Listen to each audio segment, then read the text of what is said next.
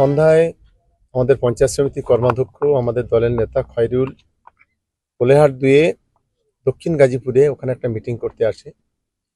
সেখানে মিটিং চলাকালীন electric of করে দিয়ে ওদের উপর আক্রমণ করে। খয়রুলের নিজে ইনজিওর হয়, আরও আমাদের 4 জন ছেলে ইনজিওর হয়, গাড়িও ভাঙচুর হয়। একজন মৃত্যুর সঙ্গে পাঞ্জা লড়ছে, তাকে এখন এমআর বাঙুরে স্থানান্তরিত করা হয়েছে, আইসিইউতে অ্যাডমিশন আছে।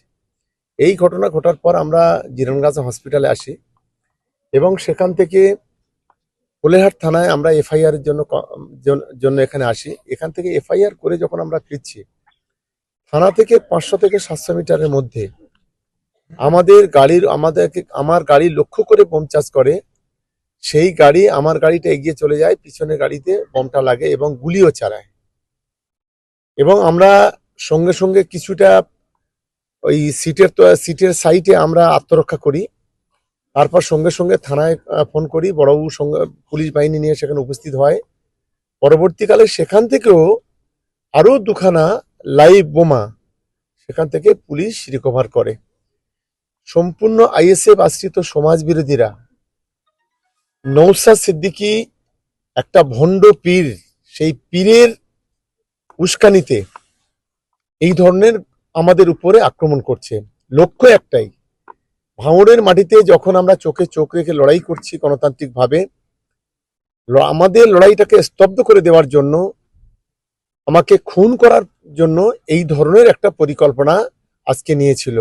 বলছে যে একটা আক্রমণ করেছেন, যে বলছে যে তৃণমূলের নেতা ওই জায়গায় বসে অকথ্য ভাষায় গালিগালাজ করছিল, সাধারণ মানুষজন তাকে বারণ করছিল। গালিগালাজ বন্ধ তো দূরের কথা, তার গালিগালাজ দেওয়ার পরিমাণ আরো বাড়ছিল। স্বাভাবিকভাবে যখন উনি বুঝতে পারছেন যে এবার জনরোষের শিকার হতে পারি, সেই জন্য ওখান থেকে সেই সময় গাড়ি নিয়ে পালিয়ে আসার চেষ্টা করছিল। যে গাড়ি নিয়ে পালিয়ে আসার চেষ্টা করছে ওই সময় বরঞ্চ ওখানকার যারা নাগরিক সাধারণ মানুষ আছে তাদের উপরে এক প্রকার গাড়ি তুলে দিচ্ছিল, প্রাণে মেরে দিত, কয়েকজন আহত হয়েছে। এটা রমজান মাস, এই সময় এই ধরনের অকথ্য গালিগালাজ এইভাবে এটা কি মেনে নেওয়া যায়? আর দুর্বল চিত্রনাট্য পরবর্তীতে কি দেখাচ্ছে যে গাড়ির নাকি কাঁচ ভাঙা হ্যানত্যান, এগুলো মেনে নেওয়া যায় না। এলাকাকে অশান্তির আগুনে তোলার চেষ্টা করছে, এলাকাকে বিষে তোলার চেষ্টা করছে।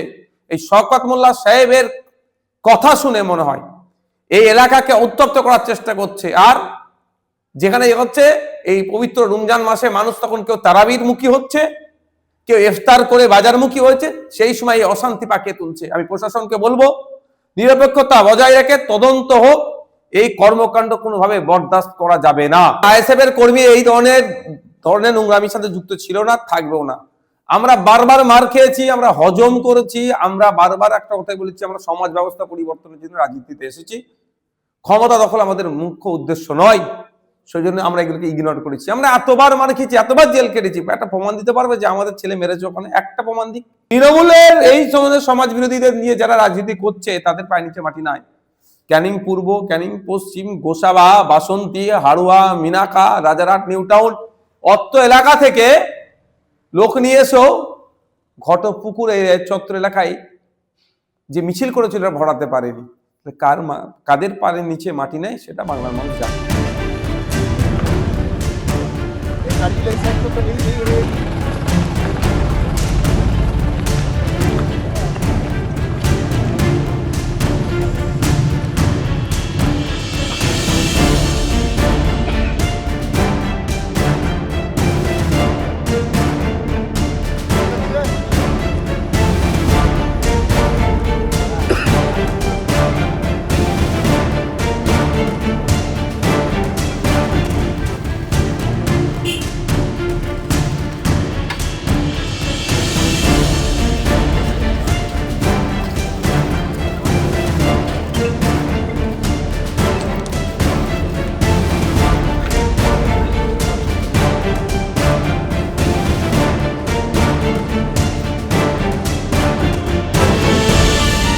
ফলো করুন সংবাদ প্রতিদিন ডিজিটাল।